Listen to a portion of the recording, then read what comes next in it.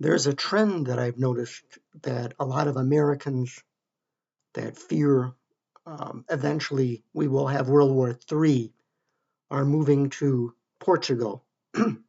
And Portugal is becoming a safe haven, almost a kind of heaven, a you know beautiful Mediterranean climate, um, very beautiful scenery, a safe country, delicious food, almost like a little strip of heaven. Portugal is this gorgeous place that a lot of Americans, that country is getting a lot of Americans retiring there, even families with kids that don't want to put their kids in American schools. They're worried about mass shootings. They're going to Portugal. Portugal is becoming a place that a lot of the Trump exodus are going to. They fear that World War III is coming.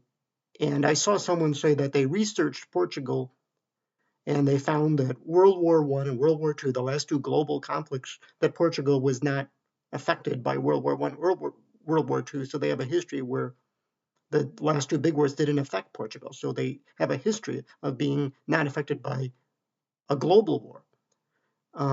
And this one person was saying once Trump went into Venezuela, changed the regime, the whole taking out Maduro in Venezuela, they said, we're just getting so involved in this nation building, in this United Nations global agenda, in changing regimes in other countries that eventually, even though Venezuela was seen as a success, that it's eventually we're so aggressive that pushing aside NATO allies and just doing what we want, that eventually that being that aggressive foreign policy is going to lead to World War III. Ukraine is still not solved, and now they're talking about regime change in Iran, and the Iran might be the next one.